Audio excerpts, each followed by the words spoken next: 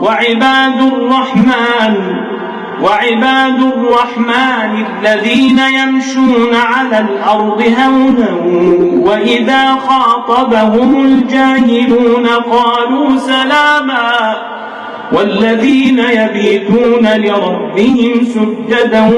وقياما والذين يقولون ربنا اصرف عنا عذاب جهنم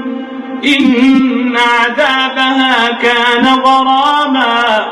إنها ساءت مستقرا ومقاما والذين إذا أنفقوا لم يسرفوا ولم يقتروا وكان بين ذلك قواما والذين لا يدعون مع الله إلها آخر ولا يقتلون النفس التي حرم الله إلا بالحق ولا يزنون ومن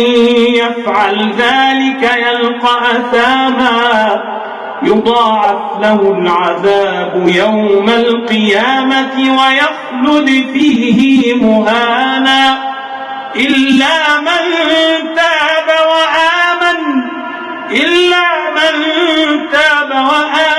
وعمل عملا صالحا فأولئك يبدل الله سيئاتهم حسنات وكان الله غفورا رحيما ومن تاب وعمل صالحا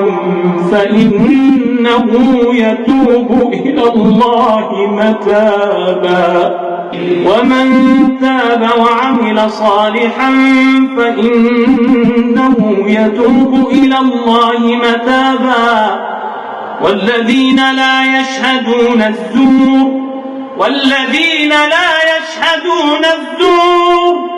والذين لا يشهدون الزور وإذا مروا باللغو مروا كراما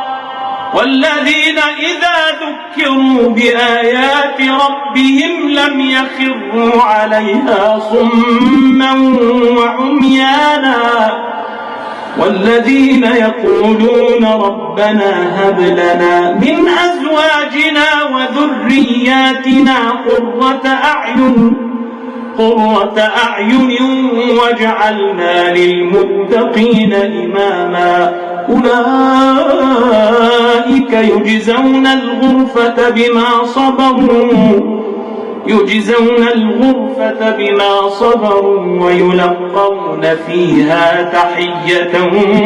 وسلاما